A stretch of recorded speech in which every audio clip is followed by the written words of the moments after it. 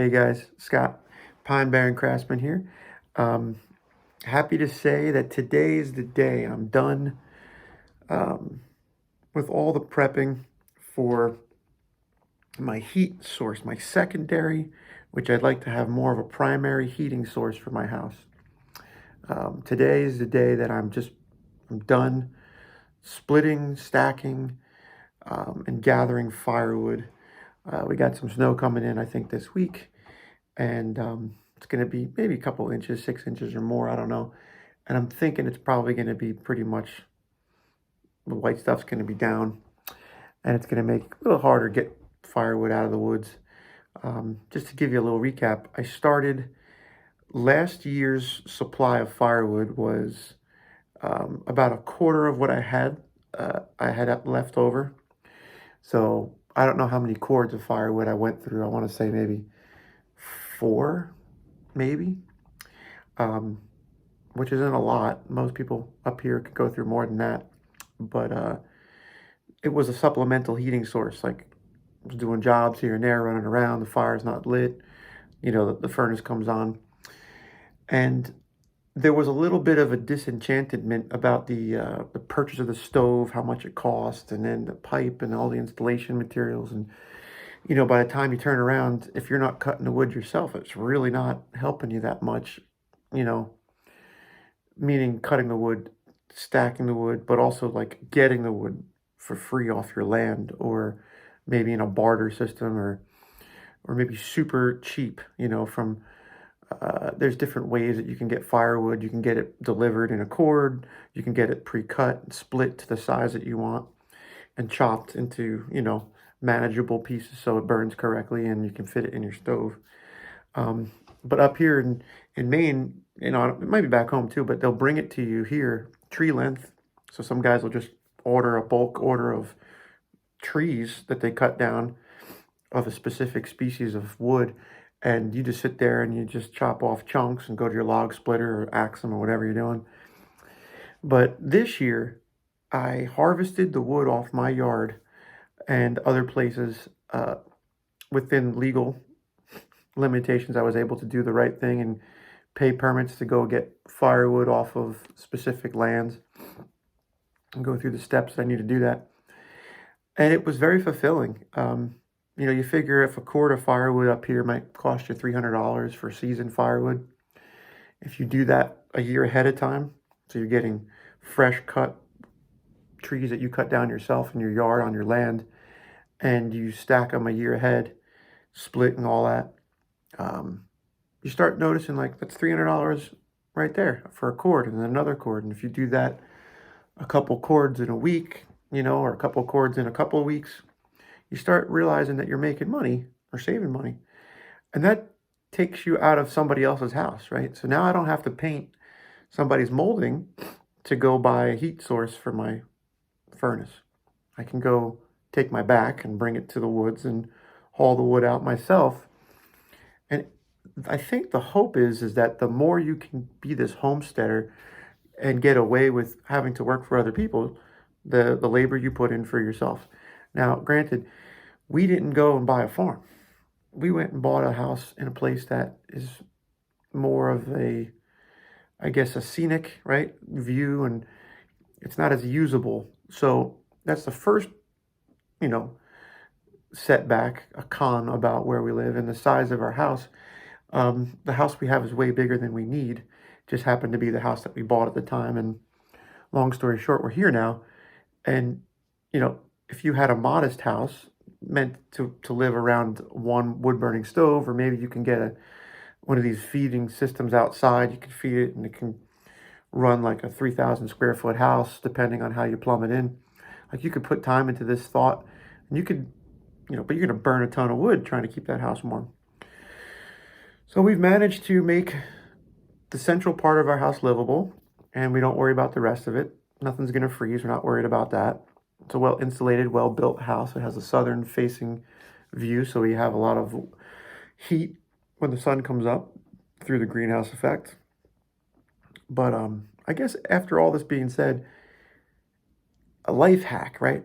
Try to do as much as I can outside of working for somebody else to provide us money and uh, help others, right?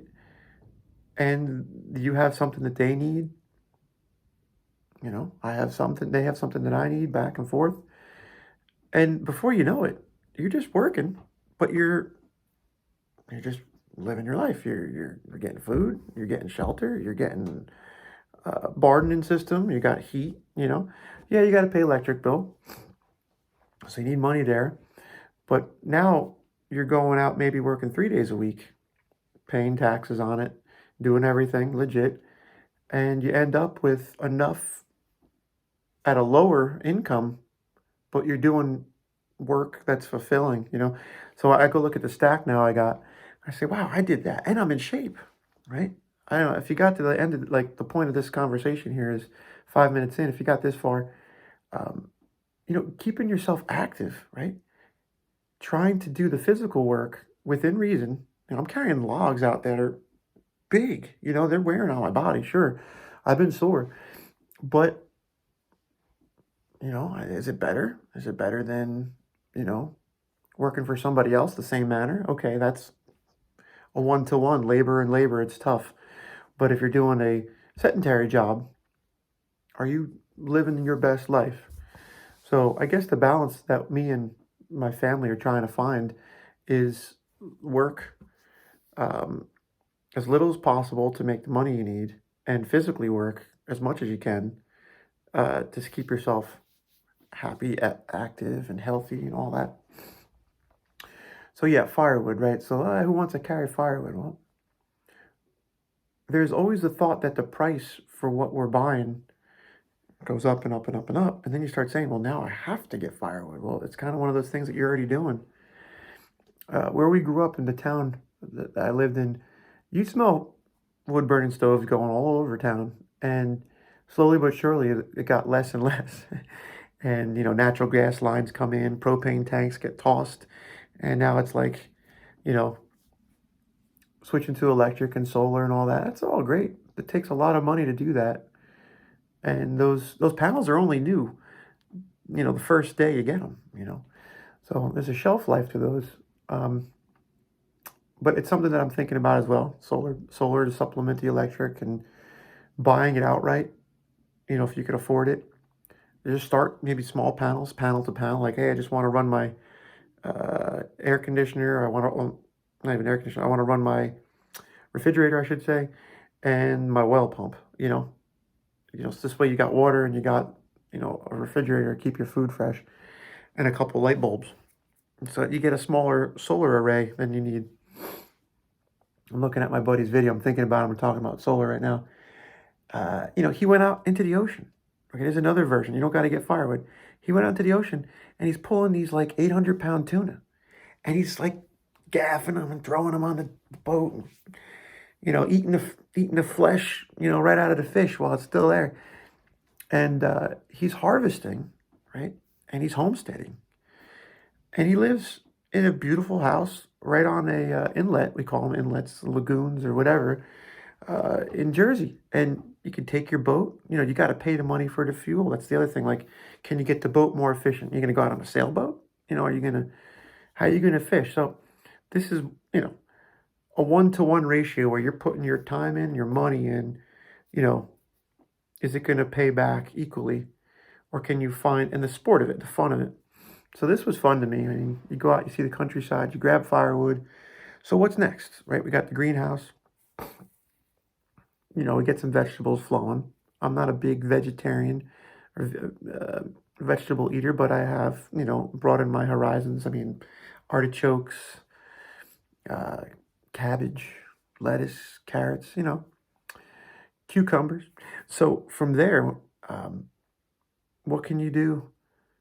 Raise animals. Right? So everybody wants to go with chickens. They want to do this chicken thing. Chicken from Tractor Supply. You go to Tractor Supply, you see all these chickens, little chicks. You're like, I could do this. It's a great idea. To me, I would think that a lot of people are doing eggs and chickens. So let me do something different. So maybe I could trade with them. Maybe they don't want to have a whole abundance of more eggs, and all I got's eggs. We all got eggs. You know, you're going down to the store, and you guys are just trading off the same stuff. So like rabbits, right? Meat rabbits. Yeah, they're cute and all, but at the same time, I gotta eat. My kids gotta eat, and they're quiet. They multiply. You know, that's one of the things. Be nice to have the bees working out for us. We live in a climate where the bees are tough. So like having a nice fresh honey or the syrup. I can go on all day about this. You you can look into where you are, you know, quarter acre lot. You can do something with that. You don't need 5 acres. I got acreage on a mountain here. And if I had a 1 acre plot that was flat, I could do a lot more than what I could do with the rock and the mud that I have here. So I guess that's the thought. Be healthy. Try to get away from making somebody else rich, and you know, follow the guidelines. You know, hunting's tough. There's a lot of rules hunting, you know, laws, bylaws, you know, what deer you can get from what location. And you know, there's different lotteries up here to get certain uh was it the doe, the antlerless permit. You know, you got to try to get that so you can get a doe, which is a female deer. um you know, the bucks.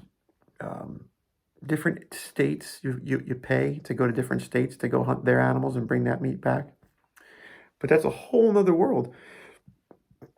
Talking about rabbits and livestock, any kind of animal that you're going to eat, does it pay to bring it to somebody? It might, right? You don't know how to cut a deer up, so you bring it somewhere. And I'm all about that right now, but I see myself wanting to work towards butchering it myself and figuring out the best way to do it. And there's YouTube channels everywhere. These guys are showing you, you know, what you got to do to make it right, and different opinions, and you just find one and follow it. So easy now. Like there's books and stuff, but like who wants to watch a book? You could just watch a guy do it, and you could just simulate each cut. You could slow down the video and say, yep, rip. Um, so as the deer season comes to an end up here, hunting season, you know, the hope is that maybe I can find my last chance. Probably go out tomorrow. My last chance to get one, but I'm so new and so green to it. It's okay. I'm just getting the basics down right now, following the laws and figuring out where I'm going to be. Not getting lost. There's woods up here, man. I'm talking like you're lost in the woods if you're out there. You know, compass. Get some sights of the mountain. You know, and walk along a river. You got to try to find your way back through these woods, man. Send up a flare. I can bring out the Roman candles from Jersey. I'm stuck. Light the woods on fire accidentally. But that's the thought. Let me know what you think. What do you guys do if you homestead, or if you're thinking about it, or how do you save money for your house? Might it be something as simple as just making it more efficient, you know, insulating it better to make your money go a little further? It's the future. Honestly, as it sounds, those days of having these paychecks that are substantially in balance with the value of a house and the price of food, it's just going bonkers. And you got to make $200,000 in some of these areas to survive as a family with a house per household. It's a lot. It's a lot. So be self-reliant. You might not live as long because you're going to be beating yourself up carrying logs until you're 60, but you have a fulfilled life, I think. Maybe, I don't know. Everybody watch. Let me know what you think, and have a happy Thanksgiving. I'm thankful for this year. I'm thankful for my family. I'm thankful for just my walk, a newfound purpose in life. Um, you know, and having the quiets to think about the purpose that I'm here. What am I here for? Why am I here? Getting there. Very, very stable. You know, just feeling stable this as the world goes unstable. You know, try to find what your purpose is at 40 something years old. Good luck with that. I'm working on it. See you.